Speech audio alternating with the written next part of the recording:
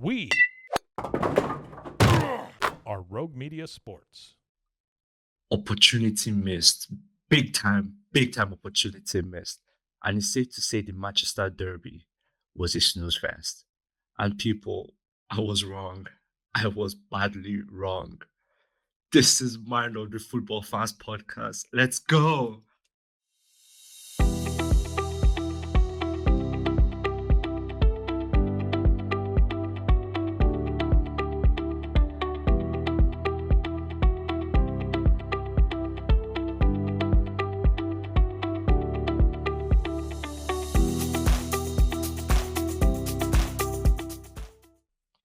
Hello, everyone. Welcome to Mind on Football Fans Podcast, your go-to home for all things Premier League football and football in general. Thank you so much for joining us on another episode. I know it's been a minute. We missed you guys so much. I hope you guys missed us too. Yes, we took a little sabbatical off, and with the international break, we also decided to add that to our break too. So it's been a minute. But we're back. We're back, people. We're back to discuss all the tea, all the juices of the Premier League as it's rounding up. Yes, we're in the final stages. What many people call the running.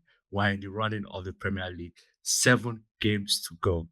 We're here to dissect all the tea from a juicy, or maybe not juicy, Matchweek 31. The season might already be over. Relegation has been confirmed for so many. And it looks like the title is done and settled. But that doesn't stop us from dissecting everything.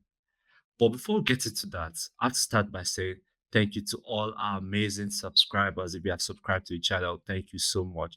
You guys are the ones that keep us going. We love you guys so much. And to those of you all that haven't subscribed, please subscribe. Hit that subscribe button down below so that you become members of the amazing football community, Mind of Football Fans community. Thank you all so much. We still love you here, even though you haven't subscribed, but please subscribe. And also, don't forget, this is not the only place that you can listen to Mind of Football Fans podcast, not just YouTube. Listen to Mind of Football Fans podcast on all podcast platforms. We're available on all podcast platforms, so listen to us. Check out our socials, Instagram, TikTok, wherever, YouTube Shorts, wherever social media you use, we're on there. So please check us out. Thank you so much. So let's jump right into it. Matchweek 31. 7 more match weeks to go to conclude the season. The running has officially begun.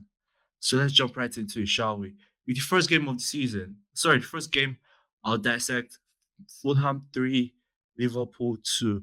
No one saw this coming. Fulham have a terrible record against Liverpool. But before I go any further, Liverpool were 12 points clear before this game. And before this game, obviously, the next closest competitor to Liverpool was Arsenal, who, bearing in mind, we'll talk about them in a minute, drew to Everton. Now, this game started and Liverpool took the lead, and I'm like, oh, well, cool. This is kind of what we expect from Liverpool. Direct, had McAllister with an amazing goal. I just expected them to, cruise. And bearing in mind, they had a rough couple of weeks in the past before the international break, losing to Paris Saint-Germain in the Champions League round of 16 on penalties brutally, and then going to lose straight away to Newcastle in the EFL Cup final. Brutal weeks for the slot, brutal weeks for the Liverpool team. And then obviously international break, time to reset. Everyone comes back. They had in the Merseyside derby, they comfortably, allow me to say comfortably win 1-0, right? And everyone is like, okay, cool, nothing too much. Fulham shouldn't really be a problem. It's away from home, yes, but it's Liverpool. It shouldn't really be a problem, right? And they go 1-0 up, and we're like, okay, cool.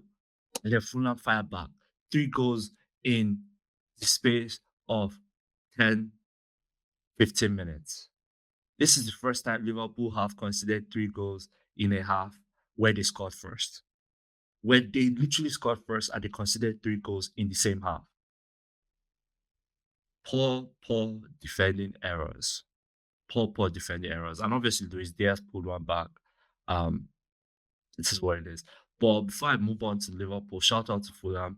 Amazing goals from Sessegnon, from Iwobi, from Rodrigo Muniz. Rodrigo Muniz is a starting striker in the Premier League.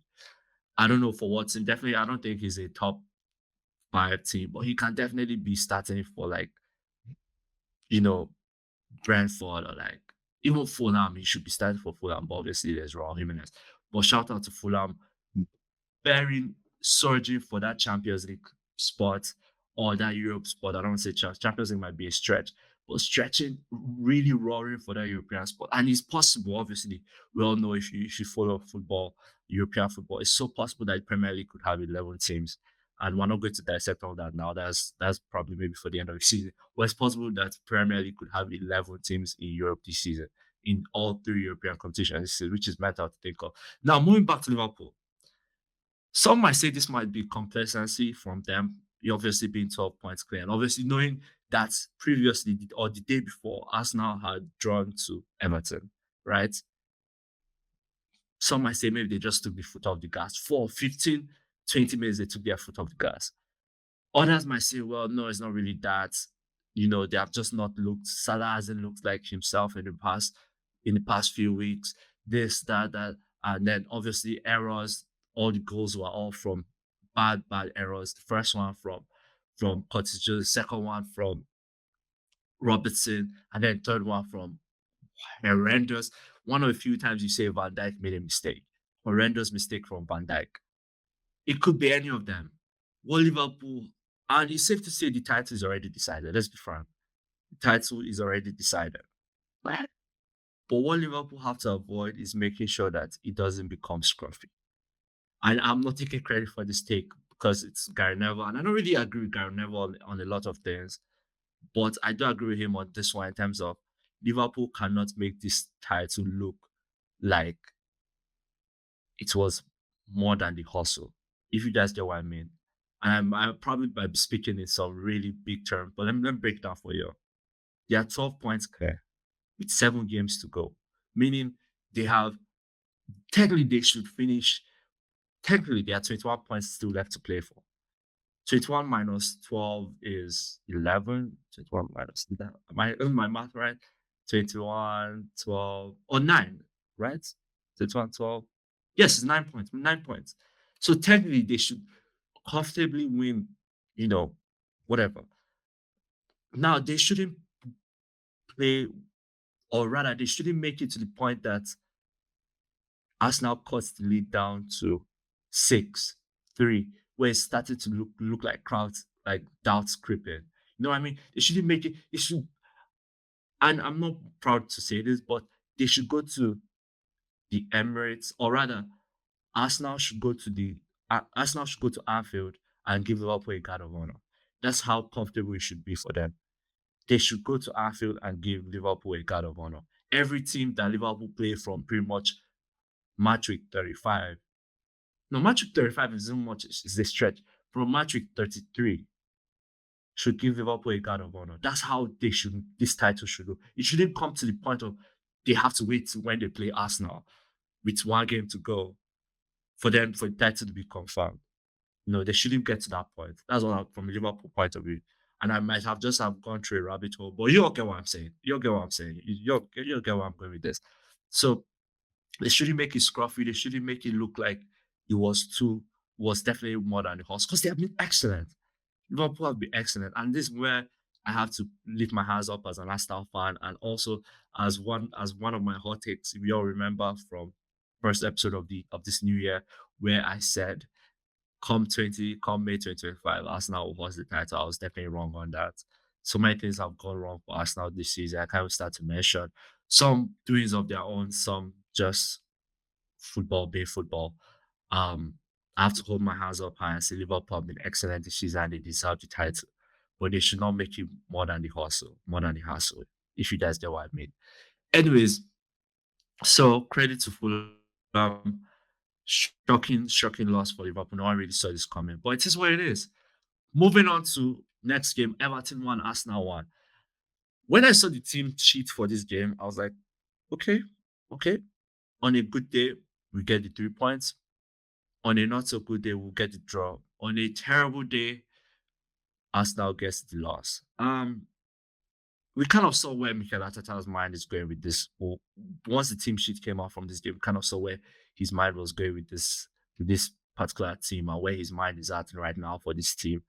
Um, Again, Arsenal are right now 11 points behind Liverpool, 11 points behind Liverpool with 21 points still left to play for, and it doesn't look like Liverpool is losing three on the row and drawing one for Arsenal to catch up. And Arsenal probably might not win every game from now to the end of the season.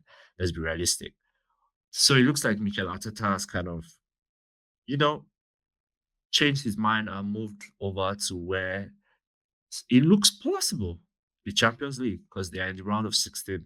I will talk about that. So in around quarterfinals of the Champions League after hammering PSV in the round of 16. I'll talk about that in a minute. But they have a big tie with Real Madrid. And it just looked like Mikel Arteta's mind was on there with the team sheets and where he was going. Um, he had a game plan for this game. He didn't really see this game as a big thing. No discredit to Everton. I think this was just a dress rehearsal for Tuesday against Real Madrid. And fair enough. It would have been nice to see the season go to the final, or rather the chase for the title between Arsenal and Liverpool go to like the final day, just like last season. But sadly, that's not where we're at. Liverpool already know where they're at. They are head their lights title. Arsenal know where they're at. Their lights Champions League. And they have a possible chance if they beat Real Madrid. And obviously, you can't discount Real Madrid. They are the kings of Europe. 15 Champions League. You can't discount them. As much as they might be the better team, or rather, they might look like Arsenal might look like the better team. You can't discount Real Madrid. With that being said, Arsenal have a big chance of if they beat Real Madrid, Champions League is the Opta will probably predict having them like 50 something, 50 something, 60 something percent chance of winning Champions League, bearing in mind other results. So yeah, we could see where Ateta's mind was, and fair enough. I think the game reflected that kind of. Now, from an Everton point of view, I think they played very well in the second half. Everton came and gave it all in the second half. Do I think that was a penalty? No. That was just really harsh. I think that was just really harsh on Marcellus Kelly. If there was a foul, which there was, it was outside the box. It was not a penalty. I think that was a clear and obvious error that VAR should have stepped in and intervened, but they decided not to and just stuck with the on-field decision and awarded penalty to Everton. Wonderful penalty by Iliman Ndiaye. What a good penalty. Sent right the wrong way, placed it in the other side. So it was kind of mixed bag because I saw where Ateta was coming from. Am I okay with it? Maybe, maybe because let's be frank, let's be realistic. The season is probably done in terms of Premier League. All now Arsenal can fight for is just to hold on to that second. And thanks Aston Villa, which we'll talk about in a minute, for doing us a favor of putting Nottingham Forest at rest. So yeah, big result for Everton. I think we can clearly see where Everton is headed, just building momentum. Obviously, moving away from Goodson into that new stadium, you want to build momentum for next season. Um, I like where Everton's at. I like where Everton's at. Everton is currently above. Um, they are 15th in the league. Level on points or 2 points away from Spurs, 3 points away from United. So it's a good. I think this has been a good season, especially since the Moyes coming over. This has been a good season for Everton. So shout out to Everton. I'm not going to say too much on it. Again, one of my many takes of being wrong of Arsenal lifting the trophy come May 2025. That was definitely wrong. I was absolutely wrong, people. I lick my hands up high and say I was absolutely wrong. So, but credit to Everton. Moving on. Manchester United nil, Manchester City nil. We can all agree this was a snooze-fest. This was terrible. This was probably since I started watching football, and like this goes back to 10 years, maybe 15. How old am I? 10, 12 years ago. This was the worst Manchester United or Manchester City or Manchester Derby as a whole. Worst snooze-fest. Absolute shambles of a game. Both teams, again, Gary Neville, I don't really agree with everything he says per se in terms of his takes and things like that. But I do agree with this one. This was terrible. I agree with him from the standpoint of it looked like the players were okay with a draw. And this brings back flashback from last season, Manchester City, Arsenal, where Arsenal went to the Etihad and kind of just played out for a draw. And it looked like they were okay with it. The only difference between this case and last season in Arsenal Manchester City is that both teams were fighting for a title last season. So they kind of the game plan was just do not lose. You know what I mean? But this season, these two teams are fighting for nothing. Nothing. United is literally 13th, nowhere close to Champions League spot. Manchester City obviously are fighting for Champions League spots, but at the same time they are fighting for nothing. It was just bad of a game to watch. I was quite disappointed. This was meant to be the big game of the match week, and it was just disappointing. Big disappointing. Both teams are just not where they are meant to be. And obviously, I don't really look at City with as the way I look at United. United have just been horrendous this season. So that's different. City no one really saw this coming, so it's kind of weird. Um but the bright light from this game, and I want to round up this game by saying this. Kevin De Bruyne, absolute legend of the game, deserves a statue outside the Etihad. Reports came out this week and it's been confirmed. He has confirmed it. Pep has confirmed it. He's leaving after this season.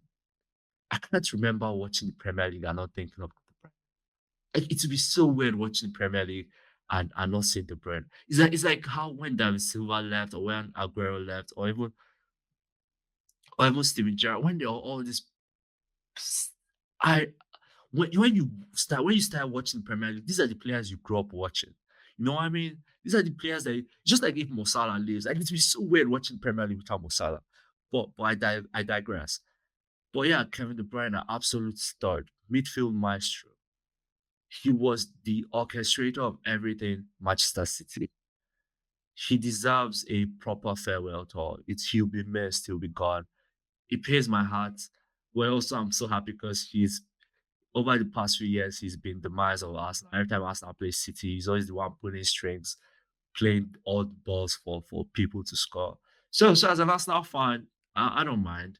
But as a football fan, which I am, it would be sad to see him leave the Premier League. And he's definitely, I don't think he's staying in Premier League. I think he'll definitely leave the Premier League. So it would be sad to see.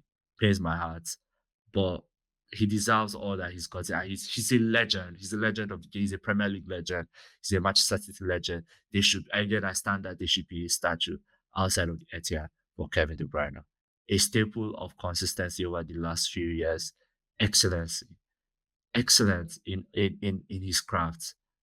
You might not look at him the way you look at Roy Keane or Patrick Vieira, but he's transformed the midfield role, the number 10 role, just orchestrating from that right pocket, right hand side of the field, orchestrating left, right, and center, playing balls through the middle. Staple of excellence. So shout out to Kevin De Bruyne. I just wanted to round up this game. Um, yeah. Moving on. Aston Villa 2 Forest. Well, Aston Villa are surging. Aston Villa are surging. Again, shout out to Aston Villa. Thank you for doing us the favor of keeping Forest at bay. Obviously, with Arsenal drawing. So shout out to Aston Villa. And don't get me wrong, they have a big clash with PSG coming up this week, this Wednesday, I believe. So it'll be fun to watch Aston Villa going places, fighting for that Champions League spot again. Morgan Rogers, absolute stud of a baller. No one saw this coming from him. Again, when you get a player from Championship from Middlesbrough, you don't really see this coming, but he's been amazing. Aston Villa, a team that has shown that the January transfer window is important. The likes of Asensio, the likes of Julian Marlin, and the likes of Marcus Rashford, absolutely balling for them. Unai Emery has this team balling. Unai Emery has this team balling. For Forest, I think Champions League is already secured there. I'm not going to read deep into it. I think they are finishing third, and it will be so good to hear the Champions League anthem in the Forest ground. I hope you all have hopped on the Forest Express. I hope you all have hopped on because I certainly have hopped on the Forest Express. So, yeah. big, good result for Aston Villa. For us, I don't think they read too much into it. They still have a big FA Cup clash, I think, against Manchester City. So they still have FA Cup to look forward to. AJ has been an amazing season. What an amazing job by Nuno Espirito Santos. Won't read too much into this game. Moving on. Tottenham 1, Southampton. So it's Tottenham 3, Southampton 1. I misspoke. I apologize. Tottenham 1. Apologize. If you all remember, beginning of this year again, I referenced that video. Please go back and watch it, where I gave my hot takes for the rest of the season, or hot takes for 2025. One of my hot takes was that Ange Postecoglou will not make it to the end of the season. I'm not going to double down and say he won't make it to the end of the season. I think come end of the season, there will be a big review, and it will all be dependent on how well they do in the Europa League. Now, if they do go to whoever they go play, I don't really know who they go play in Europe.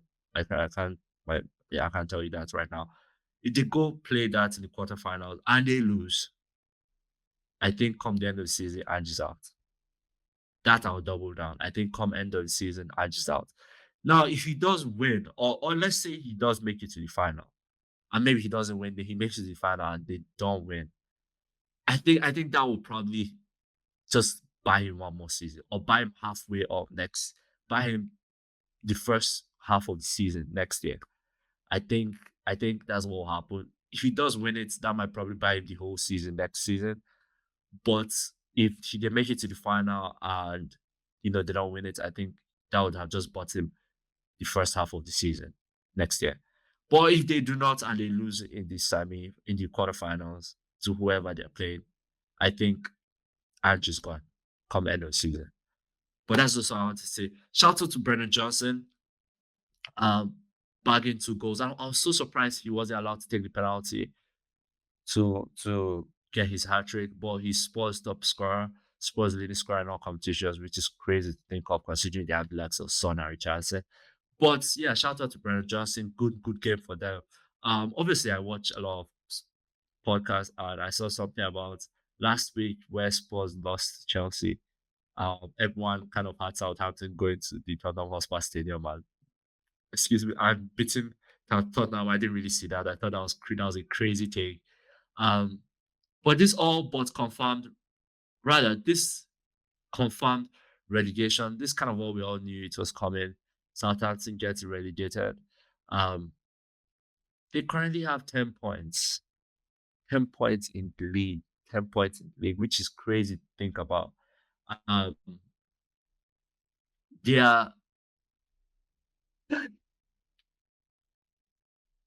They're on the verge of breaking another record. Not in a good way, obviously.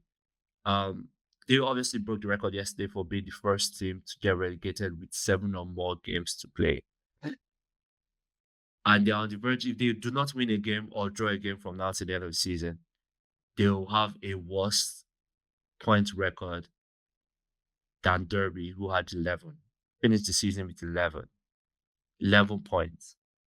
So they need 2 points to obviously not be that team. But we'll see. We'll see. It's kind of sad to see them go back down, just having just come back up. And they have also dismissed their coach, Juric. They have dismissed him following the relegation, which is kind of weird. You could have just left him in and he plays on the Raiders. They really don't have anything to play for, really, other than that negative, try to avoid being that one team.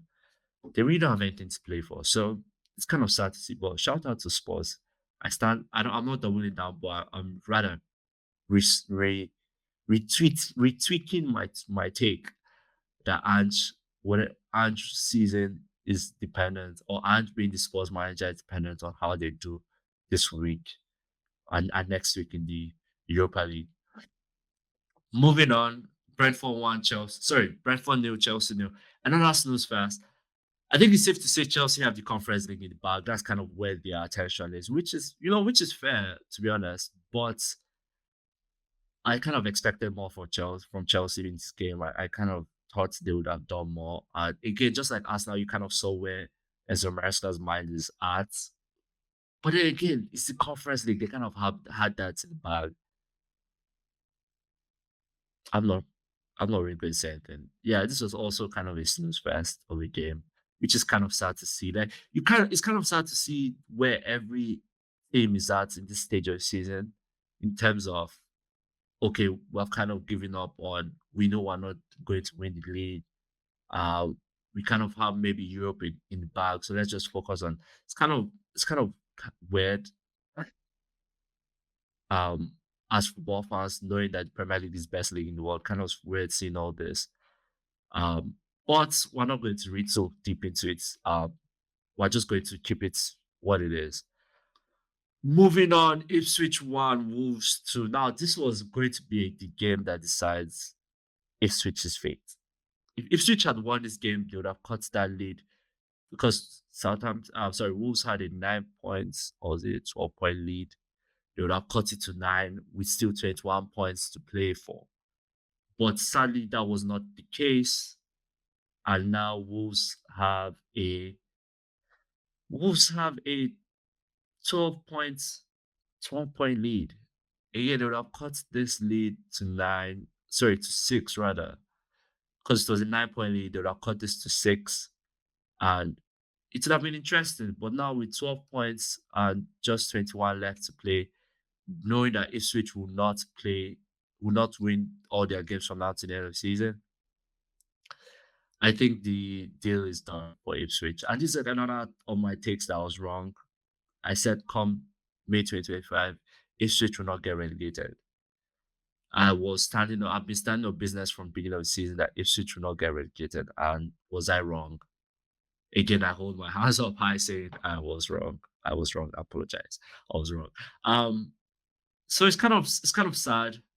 I feel really bad for Ipswich and Karen McKenna, because I think they did everything every new promoted team will do. Try to adapt, change, bring in players, but they were just not good enough defensively. And that's kind of offensively on the other side of the pitch, they could score goals, but they just couldn't keep goals away from being scored. They couldn't keep clean sheets, and that's kind of the problem. That's kind of sad to see. But shout out to Wolves and shout out to Pereira for the amazing job he's done. Pretty much when he took over, I think they were 19th. And now he's pretty much on the verge of all but confirmed saving them. So it's kind of sad to see it. Ipswich, kind of sad to see. I feel bad considering I've been a big Ipswich supporter. So, but it is what it is. But yes, so let's round up on some other results before I head out of here. Crystal Palace to Brighton 1. This was a proper derby. We all saw the red cards. 2 Crystal Palace players getting the red card. 1 Brighton player also with a red card. John Philip Mateta, what a player he is. Amazing player, come back from that injury. Munoz bagging good goals by both Mateta and Munoz. Crystal Palace, Oliver Glasner. Again, my dark horses for the season, and I still stand on it. Let's forget Forest for a minute. I still stand on Crystal Palace being my dark horses or overperformers of the season, and I stand by it.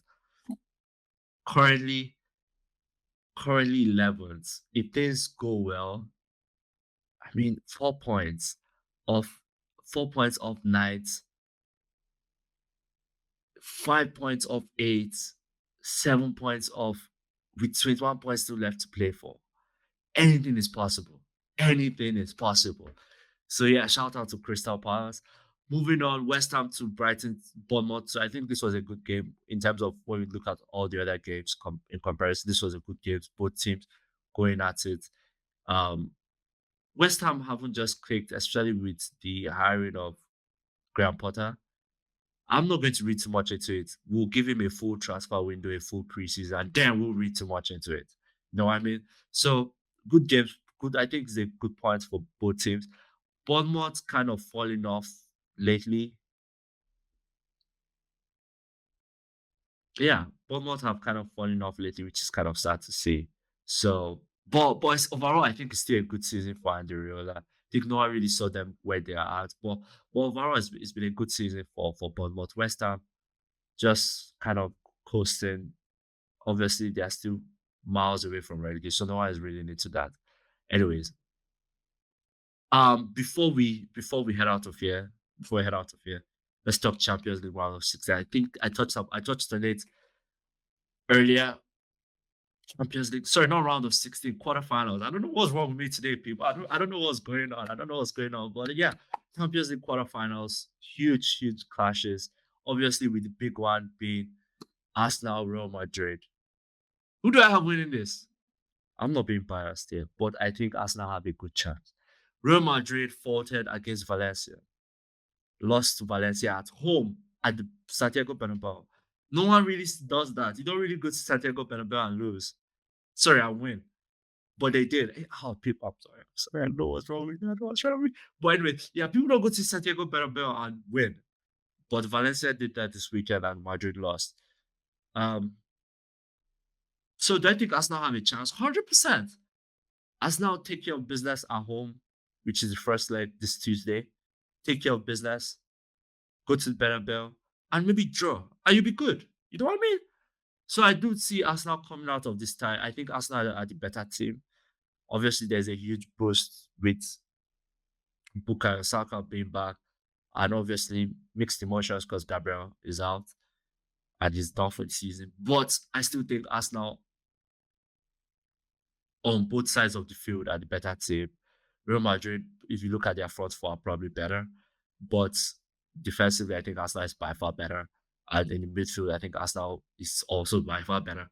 So it will be an interesting time, but I do have Arsenal winning this. I have Arsenal coming out victorious. But if Real Madrid win, will I be surprised? I really won't be surprised if Real Madrid, if Arsenal win the first leg and then come second leg, Real Madrid does their wonder and then they move on. I will not be surprised in any way, shape, or form. But the onus is on Arsenal to go and get a result. Arteta knows this is big for him. So we'll see. We'll see what happens. Bayern Munich, Inter Milan, this will be a big one because Bayern Munich, I think, to be honest, have locked down the German league. I think they're winning that for sure. Inter Milan are all fighting with Napoli for the Serie A. So that's a fun battle to watch between Inter and Napoli in the Serie A. So who do I have winning this one? I think I'm just going to give the slight edge to Inter Milan. I think Inter Milan defensively are way better. And up front, they can score goals to save their lives. So I think Inter Milan, Bayern losing Musiala for 6 to 8 weeks, I think in hamstring injury 6 to 8 weeks is kind of sad. But even with him, I still would have given the edge to Inter Milan. That being said, I have Inter Milan win this one. I think it will be a good game, but I have Inter Milan winning this one. It might not be a comfortable game for Inter Milan, and it might not be as close as I'm making it sound. Who knows? And I'll be surprised if Bayern win it. I'll be surprised if Bayern win this time. But we'll see. We'll see. First leg is, I believe, this Tuesday. It'll be fun to watch. PSG Aston Villa, big one, big game. PSG just locked up the French league, being crowned champions with 7 games to go. Absolutely, they really don't have anything, and I think they're in the final. But PSG are on the verge of a treble. There are a few teams in Europe still on the verge of a historic treble, is a quadruple, whatever it is. PSG, Inter Milan, Barcelona, and Real Madrid. These are the 4 teams that are on pace for a historic treble. They are in the final of the French Cup. They just lost the French League and they are in the quarterfinal of the Champions League. I mean, this will be an easy tie. Obviously, PSG were exceptional against Liverpool, and rightly so, they got the win. So this won't be an easy tie for both teams. Who do I have winning this one? I think I'll give the slight edge to PSG. I think with PSG knowing that this is all they have to play for, really, I think all their attention will be on this. Aston Villa still are vying for a Champions League spot in the league, so their attention will be split. But I think PSG will get business done at home, and then when they go to the Villa Park, I think it will be Villa might end up winning that game, but I don't think it will be enough to overturn the deficit. So I have PSG winning this one. Shout out to PSG for locking up League One. Last but not least, Barcelona Borussia Dortmund. I'm not going to say too much on this one. I think Barcelona hands down wins this one. I think it will even be a close game. I think Barcelona will dominate with that front three of Rafinha, Lewandowski, and Lamine Yamal. Amazing front three. Amazing. Best front three in Europe, probably. Best front three in Europe, bearing obviously Mbappe and Vinicius and Rodrigo. But best front three in Europe, Barcelona. So I don't think this will be a close one. I think Barcelona will absolutely handle business. They'll stand on business and get business done in the first leg. In the Camp Nou, they'll stand on business. Get business, boom, business done. Um, so yeah, that brings us to the end of another amazing episode, people. I hope you had a fun one. There's still one more game left to play in Matchweek 31. That is Newcastle playing host to Leicester City, or Leicester playing host to Newcastle. I don't really know which is which. Sorry, yes, Leicester City playing host to Newcastle. Um, Newcastle fighting for Champions League. Technically, right now, right, with Newcastle winning the EFL Cup, they have an automatic bid to Europe in terms of the Conference League. Now that could change, and they could either be Europa or the Champions League, bearing in mind wherever they finish. So that is where they are going for. But hence why the Premier League could have 11 teams. We can talk about that in another episode. So yes, Leicester, I think is already written. Again, I thought Leicester would not get relegated, but I was wrong on that. It is what it is, it is what it is. So, but yeah, one more game, and I have Newcastle winning this one. I'm not even thinking twice. I have Newcastle winning it. So, yeah, that brings us to the end of another amazing episode. I hope you all enjoyed this episode. That we recapped match week 31 that saw Fulham shock Liverpool. Manchester Derby was such a snooze fest. Arsenal not taking the best of their opportunities, finishing 1-1 at the Goodison Park. And Chelsea also played a snooze fest, and up sealed, signed, and delivered Southampton back to the Championship with a 3-1 loss to Tottenham Hotspur. I can't wait to see you all next week, where we recap Matchweek 32. Thank you so much for chilling with us and vibing with us. I hope you all enjoyed this episode. Don't forget, if you are new to the channel, please subscribe. Hit that subscribe button down below and subscribe. Thank you so much. Matchweek 32, next episode next week. Same time, same place. Don't forget, this is not the only place you can find us. This is Man of Football Fans on all podcast platforms. We appreciate you all. We love you all. Thank you all so much. As always, I'm David. I'm out. Have an amazing week. Peace. We are Rogue Media Sports.